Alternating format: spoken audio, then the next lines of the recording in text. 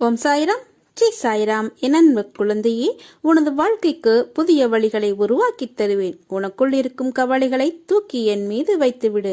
என் மீது நம்பிக்கை வைத்து என்னை சரணடைந்து விடு. உன்னுடைய பொறுப்பை நான் சுமப்பேன். உன் குடும்பத்தை நான் தாங்குவேன். உன் கண்ணீரை என் விரல்கள் துடைப்பதை அப்போது நீ உணர்ந்து கொள்வாய். ஏன் இப்படி துவண்டு போயிருக்கிறாய்? நீ துவண்டு போய் தைரியம் இழந்து இருக்கும் அளவிற்கு எந்த காரியமும் நடக்கவில்லை. நீயே தோற்றுவிட்டது போல ஒரு பொய்யான எண்ணத்தை உருவாக்கி உன்னுள் இருக்கும் நிம்மதியை இழந்து கொண்டிருக்கிறாய். நிம்மதி இல்லாமல் எப்படி நீ வாழ்வாய்? உன் நிம்மதியை விட வெற்றி தோல்வி பெரியது இல்லை. உன் நிம்மதியை குலைக்கும் அளவிற்கு ஒரு வெற்றியோ தோல்வியோ அதை உன்னிலிருந்து தூரமாக்கிவிடு. வெற்றி என்பது எது? ஒரு விஷயத்தை கையில் எடுத்து அதற்கான நுட்பங்களை கற்று அதனில் போட்டியிட்டு உழைத்து வெல்வது. தோல்வியோ வெற்றி என்பதை விட அதிக கற்றுத் தரும் ஆசான். ஒரு ஆசான் கற்றுத்தரும் பாடம் அனைத்தும் நமக்கு தோல்வி கற்றுக் கொடுக்கும். தோல்விக்கு நிறைய ரூபங்கள் இருக்கும். துரோகம், ஏமாற்றி வெல்வது என நிறைய விஷயங்கள் சேர்ந்துதான் தோல்விகள் வரும். அவைகள் உனக்கு கற்றுத்தரும் பாடமே வாழ்க்கையில் வெற்றியை மற்றும் குவிக்கும் வண்ணம் இல்லாது வெற்றியின் சாதனைகளாய் உன்னில் அமையும். தோல்வியிலும் தனிமையிலும் கற்ற பாடம் குரு போதித்த பாடங்களுக்கு ஒப்பிட்டு கூறலாம். தோல்வி என்பது வேறு தற்காலிகமாக ஒன்றில் வெற்றி அடையாததே. ஆனால் நீ மேலும் முயற்சித்தால் வெற்றி பெறலாம். தோல்வியில் தேராமல் முயலாமல் இருப்பதுதான் உண்மையான தோல்வியின் வீழ்ச்சி. இதை புரிந்து கொள். உன் அப்பா உன்னை இந்த அளவிற்கு விடவே மாட்டேன். உலகத்தில் என்ன மாறினாலும் நகன்றாலும் நான் உன்னை விட்டு எப்போதும் அகல மாட்டேன். நேரத்தில் குறிக்கும் கடிகாரத்தை பார். வாழ்வில் உன் உழைப்பு எப்படி இருக்க வேண்டும்? உழைப்பின் முக்கியத்துவம் உனக்கு புரியும். அன்பு என்பது ஒருவரை நாம் நேசிப்பது மட்டுமல்ல. வெறுப்பு என்ற எதிர்மறையை மறந்து நீ நேசிக்கும் முறையில்தான் உனக்கு உன்னை சுற்றியுள்ளவர்கள் அமைவார்கள்.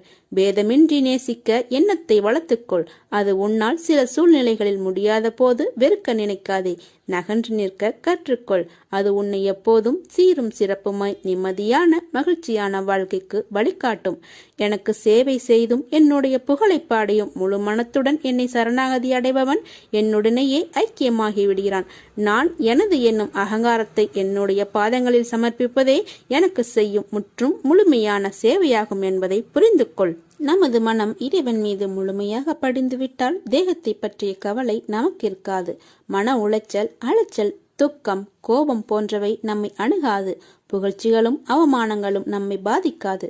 தேகத்தால் விளையும் துன்பங்கள், சம்சார வேதனைகள் முதலியன நமக்கு துன்பமாக தெரியாது. நான் எனது என்ற அகங்கார எண்ணம் நம்மை நெருங்காது. மாயை நம்மை விட்டு விலகிவிடும். என் வார்த்தைகளின் மீது நம்பிக்கை வைத்து என் மீதே உங்கள் கவனம் திரும்பட்டும். என் மீது உங்கள் மனதை லயமாக்குங்கள். எந்த ஒரு பெருமுயற்சியும் இல்லாமலேயே உங்களை பிறவி பெருங்கடலை தாண்ட வைப்பேன். என் கதைகளை மேம்போக்காக கேட்டாலும் பாவங்கள் நீங்கி ஜனன மரண சுழற்சியிலிருந்து வெளியே வந்து விடுவீர்கள். உடனே தொடங்குங்கள். என் உதவி உங்களுக்கு என்றும் உண்டு. உன் வேண்டுதல் எல்லாம் பழிக்கும். உனக்கு எல்லா சூழ்நிலைகளிலும் நான் துணை நிற்பேன். என் வார்த்தைகள் மீது நம்பிக்கை வைத்து செயல்படு. வாழ்க்கை அமைதியானதுதான். உன் மனம் மட்டும்தான் பதற்றமாக இருக்கிறது. அதை சாந்தப்படுத்தி வாழ்வில் வெற்றி பெற சில வழிமுறைகள் உள்ளது. அதை பின்பற்று. உன் வாழ்வில் வசந்த காலம் உன்னை தேடி வரும். உனக்கு உள்ள பிரச்சனைகள் எல்லாம் உன்னுடைய திறமைக்கு உட்பட்டவையே. அதை மீறிய பிரச்சனைகள் எதுவும் இல்லை. நல்ல முடிவுகள் அனுபவத்திலிருந்து பிறக்கின்றன. ஆனால் அனுபவமோ தவறான முடிவுகளிலிருந்து கிடைக்கிறது. எதையும் உயர்வாக பார்க்காதீர்கள், தாழ்வாகவும் பார்க்காதீர்கள். யாரையும் ஆராதிக்கவும் வேண்டாம், தூற்றவும் வேண்டாம். நோக்கத்தில் தெளிவும் மனதில் அமைதியும் கொண்டு நீங்கள் செயல்படும் போதுதான் நாம் விரும்பும் லட்சியத்தை அடைய முடியும். எப்போது எல்லாம் இறைவன் செயல் என நாம் உணர்கிறோமோ அப்போது நன்மையும் ஆனந்தமும் அமைதியும் நிரம்பி வழியும். உறவினராயினும் கடவுளே ஆயினும் தர்மமே மேலானது. தர்மத்திற்கு எதிராக செயல்படும் அனைவரும் ஒரு நாள் வீழ்ந்து போவார்கள். விதி வலியது. மனித உள்ளத்தின் முன் விதி பின்வாங்கும்.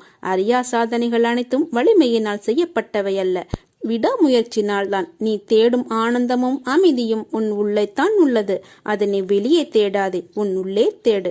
நல்வாழ்க்கையை அமைத்துக் கொள்ள அறிவு ஒளியை பெற உன் உள்ளத்தில் இருந்து வரும் பொறாமை, போட்டி, பேராசை, பயம் போன்ற அழுக்குகளை அகற்றி உன்னை தூய்மைப்படுத்திக் கொள்ள வேண்டும். நீ தனியாக நின்றுதான் இதை சாதிக்க வேண்டும். இதில் யாராலும் உனக்கு உதவ முடியாது. என் வார்த்தைகள் மீது நம்பிக்கை வைத்து செயல்படு. எந்த சூழ்நிலையிலும் என் மீது மாறாத நம்பிக்கை வைத்திருப்பவர்கள் நான் எப்பொழுதும் கைவிட்டதில்லை.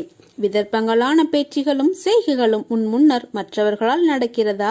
உன் கோபம், வெறுப்பு, எரிச்சலின் உச்சத்தில் அந்த பேச்சுகளும் செய்கைகளும் கொண்டு போய் விடுகிறதா? கவலை கொள்ளாதே. உன் மனதில் சில விஷயங்களில் இன்னும் தெளிவு தேவைப்படுகிறது. உன் மனம் பக்குவம் அடைய வேண்டியதாய் இருக்கிறது. அதை நீ கற்க வேண்டும் என்பதற்கே இந்த நிகழ்வு. அமைதியாய் சுமூகமான முறையில் ஒரு விஷயத்தை கையாளும் பண்பு என்பது அறிவுடைமையில் விளங்கும் சிறந்த பண்பு ஆகும். என் பிள்ளை, நீ பிறவியிலேயே அறிவுடைமையான ஆன்மா. இதனை தெரிந்து கொள்வதற்கு கணக்கு இல்லை. ஒவ்வொரு நிமிடம் மனிதர்களிடத்தில் நாம் பயிலும் கல்வியே ஒருவரை அறிவுடைமையிலும் சிறந்த நட்பு பண்புகளிலும் சிறந்து விளங்கச் செய்யும். அதை உனக்கு போதிப்பதற்கே இந்த சூழ்நிலைகள். கலங்காதே, நான் வருவேன் உனக்காக. இதுவரை கண்ணீரை மட்டுமே கண்ட நீ இனி உன் வாழ்வில் அற்புதங்கள் காண்பாய். உன்னுடன் நான் இருக்கிறேன். உன் வாழ்க்கை என் கையில். நீயும் உன் குடும்பமும் என் முழு பொறுப்பு. நீ நிச்சயம் நல்ல நிலைமைக்கு வருவாய். நம்பிக்கையுடன் இரு. துவாரகமாயே நீ கால் வைக்க திறந்திருக்கிறது. ஒரு ஆசை நிறைவேற வேண்டும் என்று சீரடிக்கு வர வேண்டாம். சுதந்திரமான மனதுடன் சீரடிக்கு வந்து பெருங்கையுடன் செல்லுங்கள். நீ வீட்டை அடைந்ததும் உனக்கு என்ன பரிசளிக்க வேண்டும் என்று எனக்கு தெரியும். ஆண்டவன் அன்புக்காக மட்டும் இயங்கு. அதுவே நிரந்தரமானது. மனிதர்கள் காட்டும் அன்பு பெரும்பாலும் நம்ப முடியாதது. எப்ப வேண்டுமானாலும் மாறலாம். எதுவும் நடக்காத போது எதற்காக கலங்கி நிற்கிறாய்? உன் வாழ்க்கை பாதையில் நீ விரும்பியதை நான் கொண்டு வரும் நேரத்தில் கலங்குவது ஏன்? நீ கேட்டதைத்தான் கொண்டு வருகிறேன். ஒருபோதும் உன்னை நான் கைவிட மாட்டேன். யார் எதை வேண்டுமானாலும் சொல்லட்டும், கவலைப்படாதே.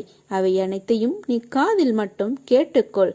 ஆனால் எக்காரணம் கொண்டும் நான் வாழ்க்கையில் தோற்றுவிட்டேன், அதனால் தான் எல்லோரும் வசைப்பாடுகிறார்கள் என்று மனதில் நினைத்து கொள்ளாதே.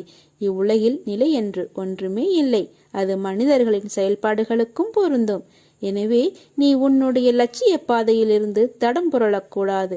நம்பிக்கையோடும் மனதைரியத்தோடும் நீ நிதானமாக யோசித்து செயல்படு.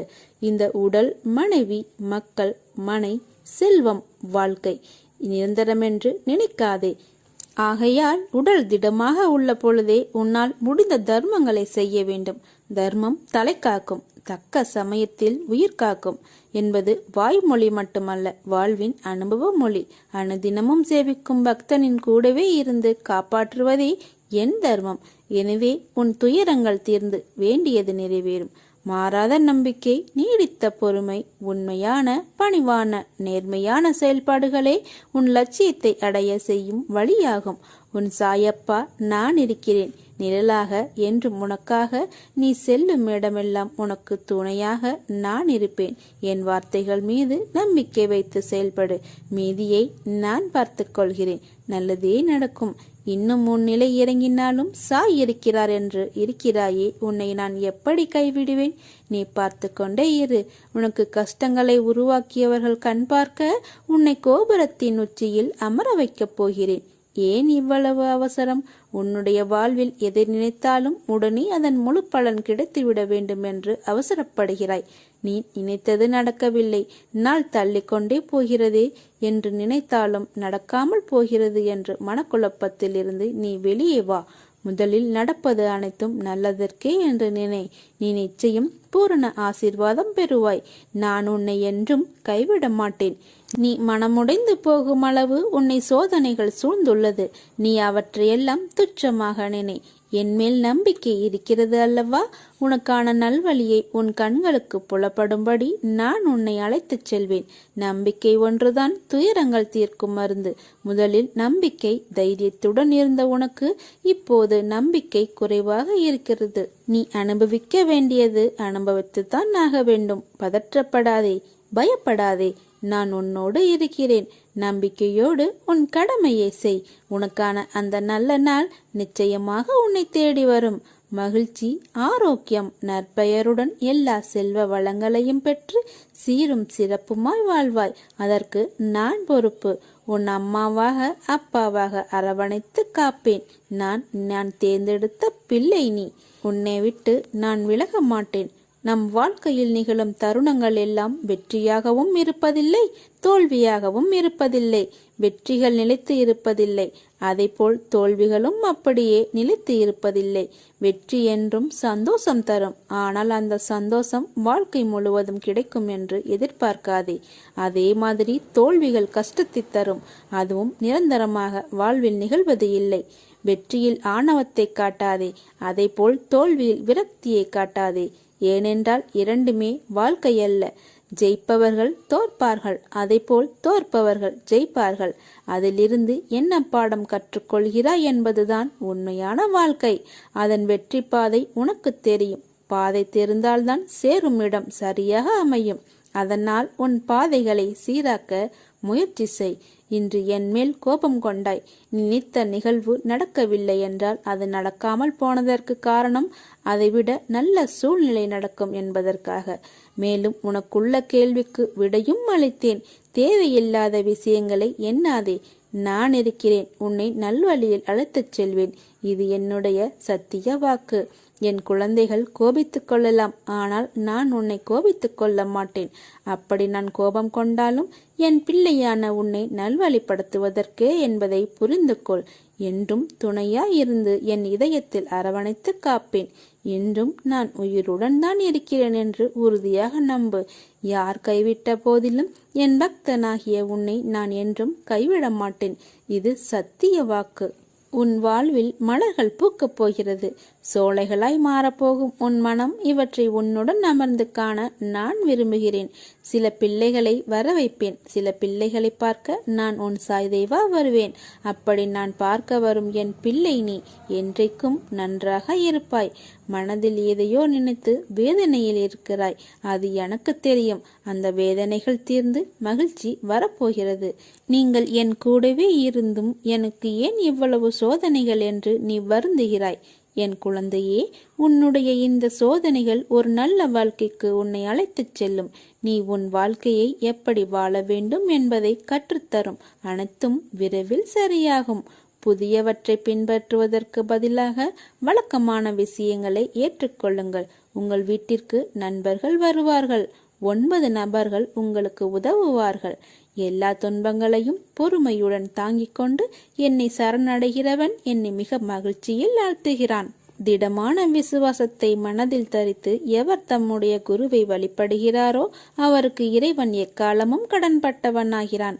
அவரை யாரும் வக்கிரமாக பார்க்க முடியாது, கேடு செய்ய முடியாது. எவர் ஹரிகுரு வழிபாட்டில் விருப்பம் கொண்டு அரை நிமிடத்தையும் வீணாக்க மாட்டாரோ அவருக்கு குரு எல்லையற்ற ஆனந்தத்தை அளிப்பார்.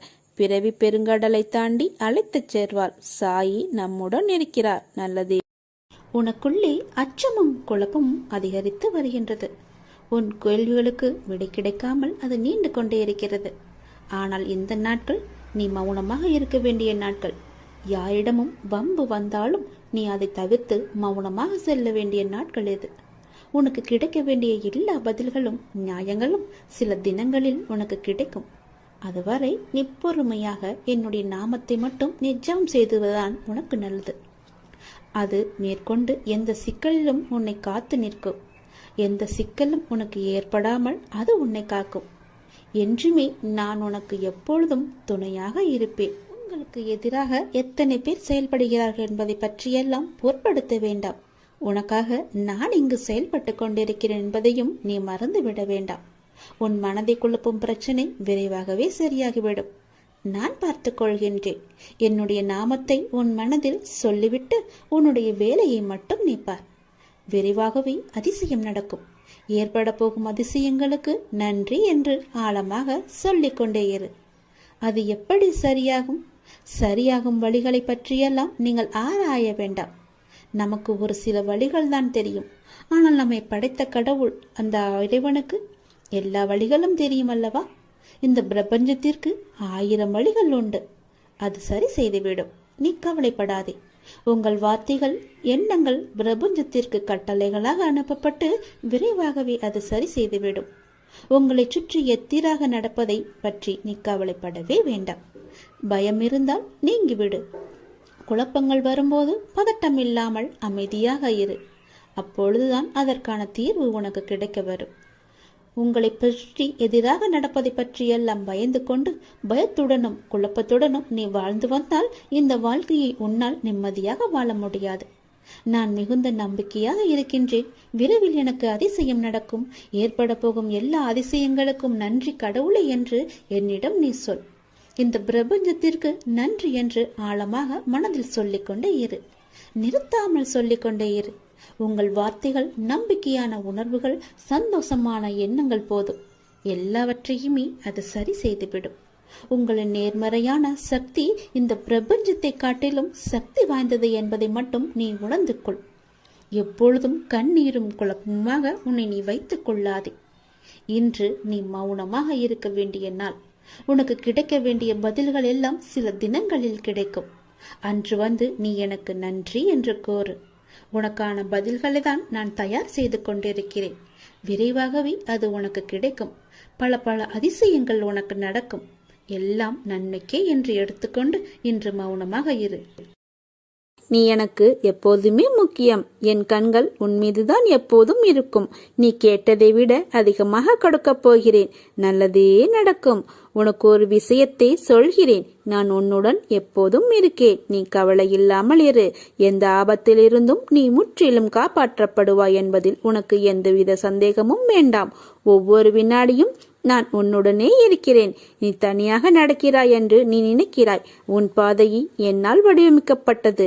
உனக்கு அள்ளி கொடுக்க நான் இருக்கிறேன். உனக்கு தேவையானதை நீ கேள். உனக்கு எது தேவையோ அதை நான் வாரி வழங்குவேன். உனக்கு துயரத்தை தருவது இப்போதைய உனது நிலை அல்ல, உனது தன்னம்பிக்கை குறைந்த தன்மை, அதாவது அவநம்பிக்கை என்பதை தெரிந்து கொள். உயிர் போனாலும் தானாக போகட்டும். இருக்கும் வரை தொடர்ந்து போராடு. கொலையாக அழுது புலம்பாதே. தலைவலியாக இருந்தால் என்ன, தலை போகும் காரியமாக இருந்தால் என்ன, இந்த வாழ்க்கையில் இந்த ஒரு தரம் மட்டுமே இந்த கடினமான பாதையை கடந்து போக போகிறாய். நடுப்பகுதியை தாண்டி விட்டாய். இன்னும் கொஞ்ச நேரம், கொஞ்ச தூரம்தான். சுமையை இறக்கி வைக்க இன்னும் கொஞ்சம் அவகாசம்தான். அதற்குள் அவசரப்பட்டு விடாதே. சோதனையை சகிக்கிறவன் பாக்கியவான். ஏனெனில் சோதனை காலத்தில் அவனோடு நீக்கமர நிறைந்திருக்கிறேன்.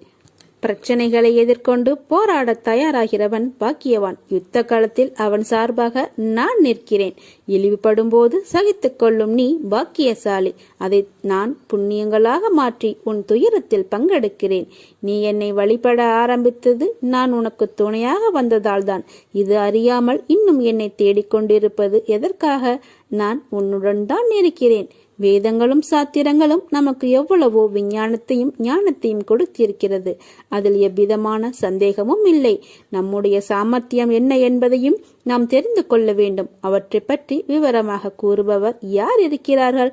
அவற்றை எவ்விதமாக அறிந்து கொள்வது என்ற சந்தேகத்தால் காலத்தை வீணாக்காதே. எறும்பு ஒரு மலையை சுமக்க முடியாது, மேலே தூக்கவும் முடியாது.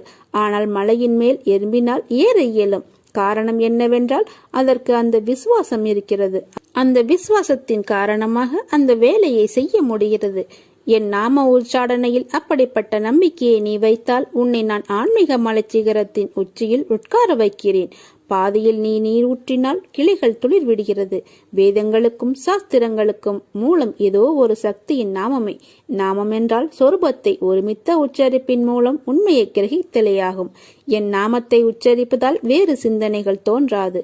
அனர்த்தமான துன்பங்கள் வளராது. என் வார்த்தைகள் மீது நம்பிக்கை வை. நினைத்து பார்க்க முடியாத அதிசயம் இப்போது நடக்கப் போகிறது. உனக்கான நற்பலன் நிச்சயம் உன்னை வந்து சேரும். பாபாவை நம் வீட்டின் மூத்தவராக நினையுங்கள். கடவுளாக நினைப்பதை விட அவரை உங்கள் வீட்டில் ஒருவராக நினைத்து உணவு, தண்ணீர் அனைத்தும் வைத்து அவருடன் பேசுங்கள். உங்கள் மனக்கவலைகள் அனைத்தையும் கேட்பதற்கும் அதிலிருந்து உங்களை மீட்பதற்கும் அவரால் தான் முடியும். தன் குழந்தைகளின் சந்தோஷமே தன்னுடைய சந்தோஷம் என்று அன்றிலிருந்து இன்று வரை வாழ்ந்து வருபவர் நம்முடைய சாய்பாபா. நம்பிக்கையுடன் இருங்கள். நல்லதே நடக்கும். நீங்கள் கேட்டது விரைவில் கிடைக்கும். கிடைத்தது நிலைக்கும். பொறுமையுடன் காத்திரு. கண்கள் உன்னை காண, உள்ளம் உன்னை நினைக்க, கைகள் உன்னை வணங்க, வணங்கும் உள்ளத்தை காத்தருள் புரிவா என்று சாய்பாபாவிடம் கேட்டுக்கொள்ளுங்கள். நான் யார் என்று யாருக்கும் தெரியாது. யாவும் அறிந்த பாபா என் நிலை நீ அறிவீர்களா? மாயை சூழும் வாழ்வில் தடுமாறும் நிகழ்வில் எம்மை தனித்து விடுவீரோ?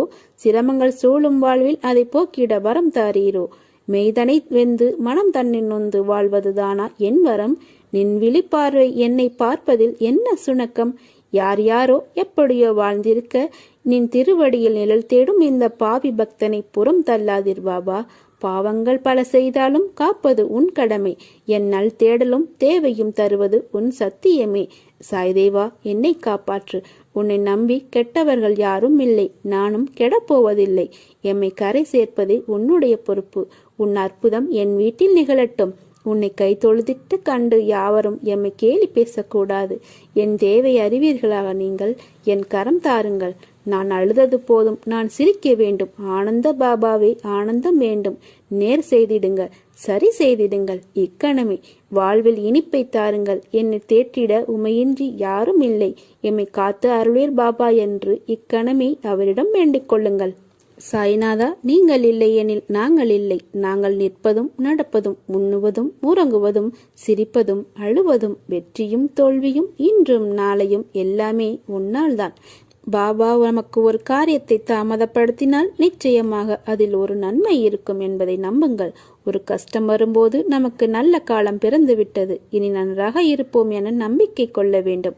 தன்னை மட்டுமே நம்பி வந்த பக்தனுக்கு எந்த விதமான ஆபத்தும் வராமல் காப்பாற்றுவதே சாயினுடைய சத்தியமான விரதம்.